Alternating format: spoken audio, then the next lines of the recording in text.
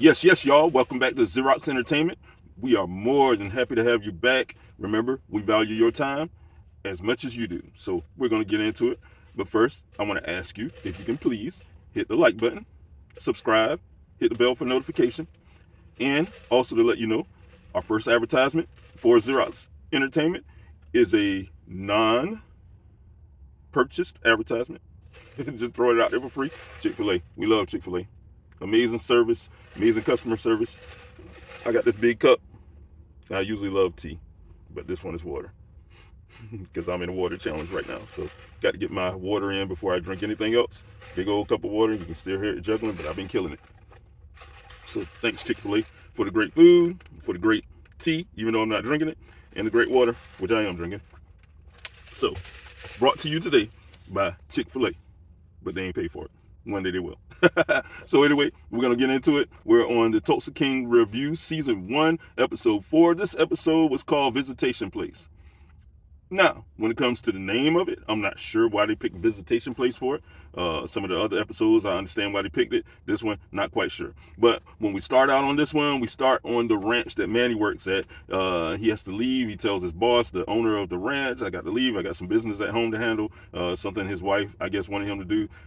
We never found out what it was. And then when we jump to the next scene, he gets out of his car. And it's a great scene because a lot of things with Manny centers around a neighbor that he has. His neighbor is kind of trippy, doesn't really control his dog. His dog is always pooping on Manny's yard, and once again when he gets home he sees the dog's poop on Manny's yard. He's not happy about it at all. His wife is leaving, she's going shopping. Before Manny even gets a chance to do whatever it was he was doing to go home to do, he's going into the back of his truck or SUV, and all of a sudden he feels a gun to his back, and it happens to be Dwight. Dwight gets him, pushes him to go into the house to handle the business that Dwight is there to handle, and he start asking Manny questions. First question he's asking him is Chicky, and Manny's like, Chicky, what about you? What are you asking? What are you asking? And Dwight asks Manny, did Chicky send you to kill me or set you up to kill me? And Manny says, no, I thought that Chicky sent you to kill me, and that's why he was trying to kill Dwight. So they talk back and forth about it, and he tells him, look, I was trying to warn you. He says he sent Tico to kill you because he thought that you were going to snitch on them. Dwight is like, what, my Pete sent you to do that? Because they're friends, they're tight, and he loves Pete. And I'm sure Pete took care of him and his family and everybody else while he was locked up. And he tells him, look, you work for me now, Manny. You had to send me $300. You had to have $300 a week for me. The end of that scene, Manny's wife walks in. She sees Manny on the floor and sees Dwight there. Dwight walks out, and she's trying to help him. Next scene, we go to Dwight's gym. Dwight's doing the exercise. It's funny because he was doing it the way he wanted to do it. And there was this guy who told him, hey, you're doing it wrong.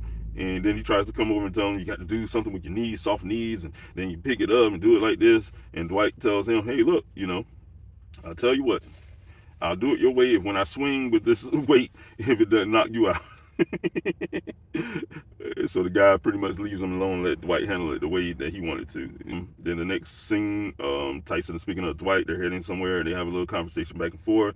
And then you get to the next scene where a guy by the name of Bert, who's a tailor, they go to his shop so Dwight can get fitted for his suits. And he talks to the tailor and says, hey, what about expansion? And the tailor kind of like, hey, this is Tulsa. He kind of brushes it off. Then we have the next scene. Stacy is at the agency as she's talking to one of her coworkers, and they're talking about the whole dating scene. The coworker, she does the online stuff some, but the weird thing is the coworker is looking at certain criminals that they're investigating and looking at them as possible dating potential. So Stacy's kind of like, nah, I like to do my stuff the old-fashioned way. I like to see my Richard in person. So the next scene, we go to Dwight at the bar where the nitrous tanks are, but it's 3 nights in a row of a concert or of concerts in Tulsa, and they're setting up shop there with the balloons and the nitrous and all of that. So they're talking about that. Next scene we go is when they're at the concert. I mean, their stuff is selling real good. People grabbing their balloons and all that kind of stuff. And then all of a sudden, 2 bikers show up. They tell these guys, hey, y'all don't have permission to sell this. Basically, this is our territory. And Tyson is like, yeah, whatever, no. You want to buy some? Other than that, get out our face. And the guys just bounce. So then the next scene we go back to Manny's house as he's explaining to his wife his past and why he never told her about it, and she's not happy about it at all. Next scene we go where Tyson is at the hotel to pick up Dwight. Tyson gives Dwight the envelope of all the money that they made, and then Dwight gives him a cut of the money and ask about another, and ask if there's another event and no concerts coming up. So then they head back to Mitch's to get some more tanks. Dwight asks Tyson what you're gonna do with your money. Go get you something nice or whatever. And Tyson tells Dwight, "Yeah, I'm thinking about getting a ring like that. Yeah, I want to get a ring like that." And then Dwight says, "Hey, don't worry about it. Here, you can have mine." So he gives him his pinky ring. Then we go back at the bikers spot where they meet up and they tell their boss what happened to two guys, and their boss is not happy about having all the other bikers beat these two down because he says you should have handled it right then and there. They shouldn't have still been able to sell, and we should have got that money from them. So the beat down is going on. Then the next scene we go to seeing Manny showing up to Dwight, trying to pay him with a stolen item, some kind of big, humongous brass horse or something like that. And Dwight's like, no, just money, money, Manny, money. That's what he tells. So the next scene we go to Tyson's house. His dad asks him about the pinky ring and asks if Dwight is a mobster. Conversation gets a little heated. Next scene, Dwight calls Joe, his sister, for the first time in 25 years. It's the first time she's heard from him. She tells him about their brother, Joe. So the sister's name is Joe from the sound of it, and the brother's name is Joe. I don't think they're twins. He has lymphoma and he's dying, and it could be any day now when he's dead. So Dwight tells her, "Hey, I want to talk to him," and she's kind of like, "I'm not sure. I'll keep you posted. Basically, I'm going to see if he wants to talk to you." Then we go to the next night event where the bikers they show up and they beat down Dwight's crew. They take the money and they take the tanks, and it wasn't even close. Dwight's crew tries to handle their business, but they're way outnumbered and way underpowered. So then we go to the next day, or Manny's wife tells. So we go to the next day where Manny's wife tells Manny that she scheduled a Zoom meeting with a real estate agent so they can sell their house and move to Florida. And Manny's kind of like, whatever. I don't know what's kind of going on with my life. I'm a little derailed, and now she knows everything about his past, and maybe his past is catching up with him, and he doesn't quite know how to feel, whether he likes it or not. He kind of doesn't like it. But then he's looking across the street and he sees his neighbor's dog pooping on his grass again, and his neighbor is out there and he says nothing. His neighbor's never saying anything. I think 2 episodes ago, no, last episode, the neighbor told him, "Hey, it's good fertilizer or something." And man, he's kind of like, "Hey, you need to have him fertilize your yard, not mine." Then the next scene is back at Mitch's bar. Mitch is the guy that's real close with Dwight. He's the owner of the bar. And they're back at the bar and they're telling Dwight about the guys beating them down and stealing their stuff, stealing their money. And Dwight says, "Hey, it is what it is. We'll go back and get what is ours." And also, after their meeting, Dwight calls Manny and says, "Hey, I got a job for you to help me with. It'll help pay off some of what you owe me." So he's calling him to help him with some muscle. Go old school, what they used to do back before Dwight got locked up for 25 years. Then the next scene, we go back to Tyson's house. His dad is heated about Tyson being bruised and beaten through by the biker gang. And of course, Tyson doesn't tell him exactly of everything that happened, but of course his dad can see it wasn't a good look on Tyson's part, because he really got beat down. And then he and Tyson's dad and his mom kind of gets into it because he feels like his mom is kind of defending him and he shouldn't be defended. He's working for a mobster and he needs to get away from the mobster. The argument Tyson and his dad is having, his dad's telling him, "Look, we sent you to college. You should have did better. You picked a bad major. You didn't stick to it. When are we going to get a return on our investment?"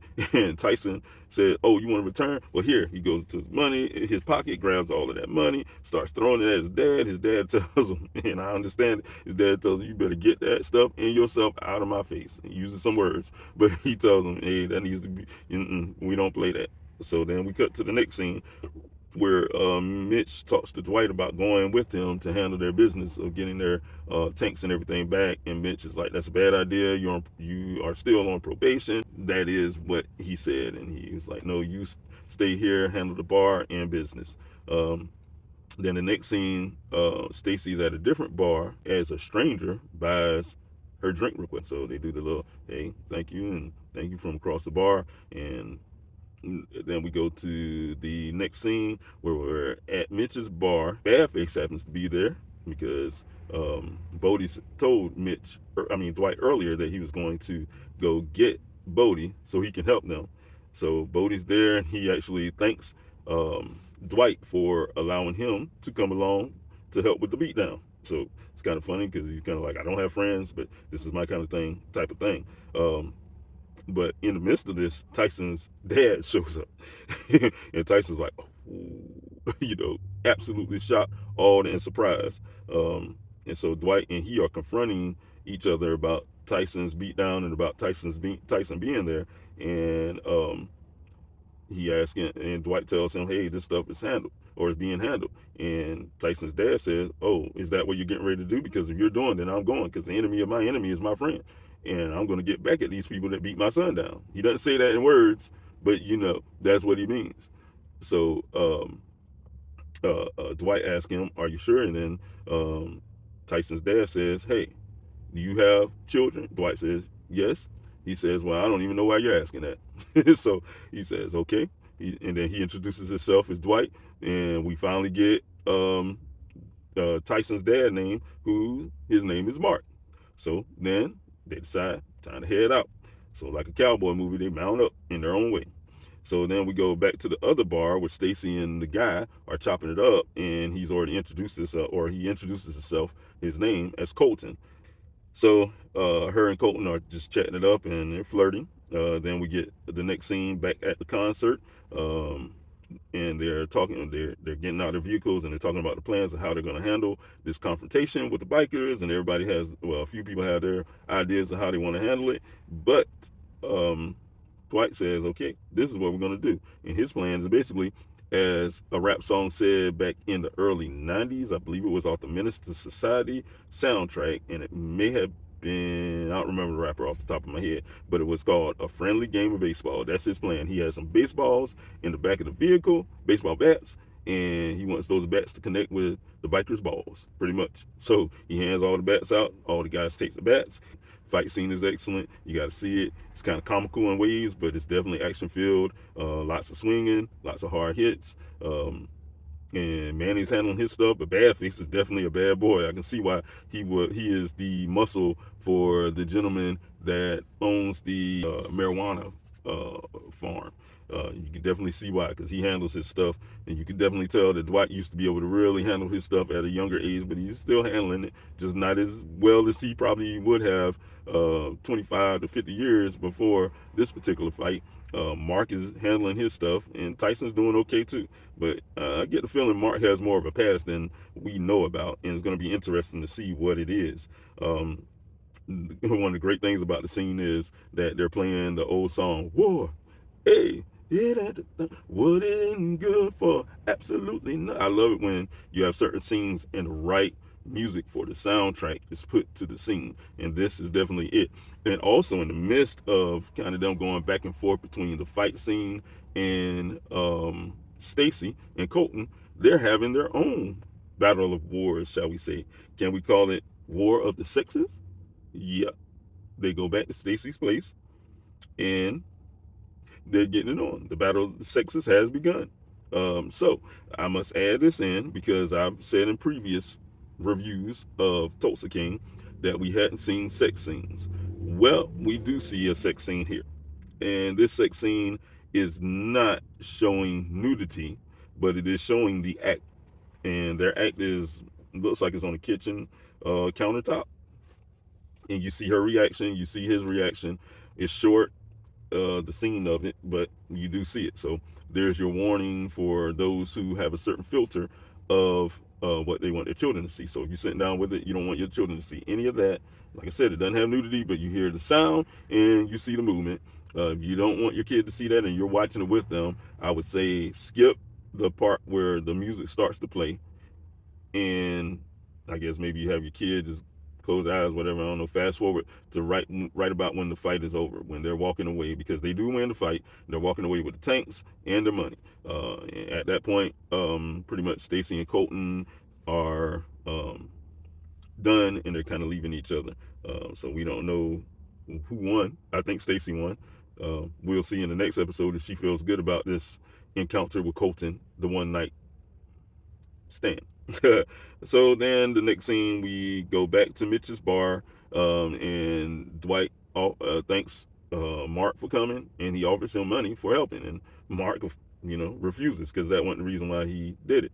And he and Tyson are there, and they're drinking beers, and Tyson kind of wants to do a toast or a cheer to his dad, and his dad tells him, "Son, this is not the bonding event that I think you think it is.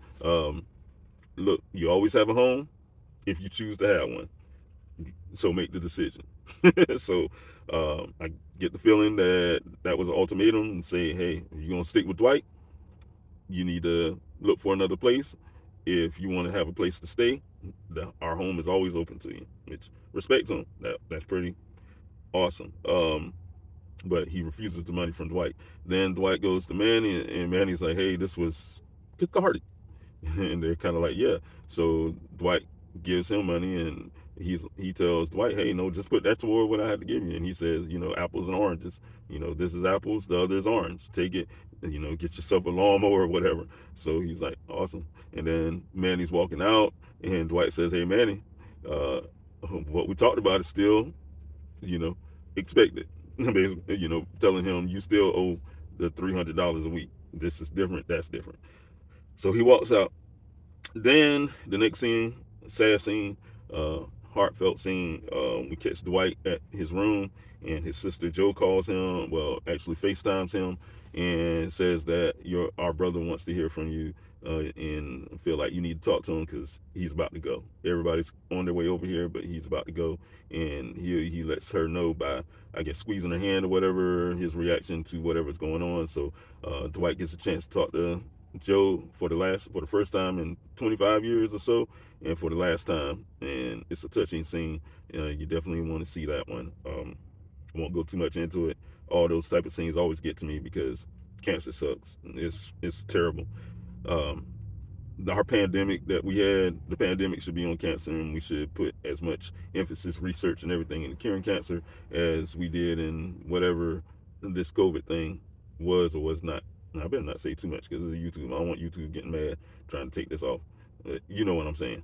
Anyway, the next scene is back at Mandy's house, and so it went from a somber scene, and that's good writing, good feel, because you kind of want to have a good feel on everything.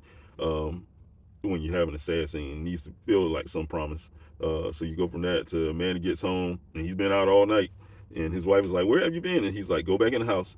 Because when he gets out and he's walking into not just the grass, this is his driveway. The dog pooped there, he stepped on it, and he's mad. He turns around, he sees the neighbor who owns the dog coming out, getting his newspaper, and he walks away, and he goes over and he comes up behind his neighbor. He just says something to his neighbor, and then he takes that shoe with the poop, beats that neighbor with that poopy shoe. And I mean, he beats him, and he feels good about it. He walks across the street, and his wife says, "Hey, the Zoom call is getting ready to," she's kind of like shocked, but she's like, "The Zoom call with the real estate agent is getting ready to start." And he's like, "No need. This is our house." So Manny is now like, "I love this feeling, and we are not going anywhere. We're staying." Next scene, we go back to Tyson, of course, picking Dwight up, and he gets in the house, and he's kind of looking to sell, primping, whatever. And he tells Dwight that he kind of wants to change up and do something different with his hair. And Dwight says, "Hey, why not? Be yourself." And Tyson's kind of like, "Yeah, be myself."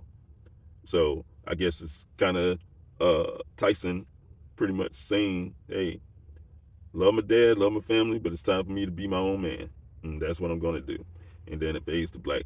Great episode. You must see this whole series. If you hadn't seen one single episode, you can go back and start watching the first one and lead up. Or if you don't feel like it, watch the reviews. They're a little bit shorter than the actual show, and hopefully they're entertaining. They're definitely informative, because that's what we like, to give you information that is entertaining. You can call it intermission or anything like that. Anyway, we love doing what we do. Please hit the like button. Please subscribe. Please hit the bell for notification. Throw in some comments, a bunch of emojis. Watch on repeat. All the support. We love it. Don't forget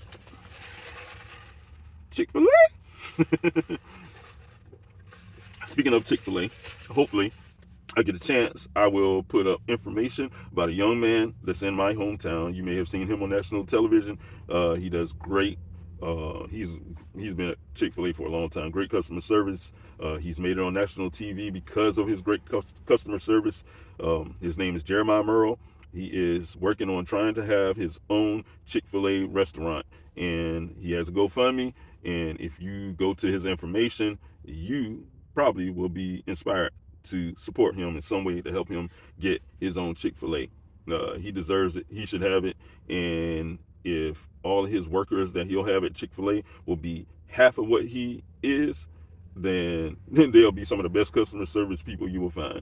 Him and his family, good people. Just about all of his siblings work for Chick-fil-A. All of them used to work in our hometown. A couple of them got married. They moved. They're working at other Chick-fil-A's in the Triangle area and the Triad area. So I just want to add that in there. Look out for him.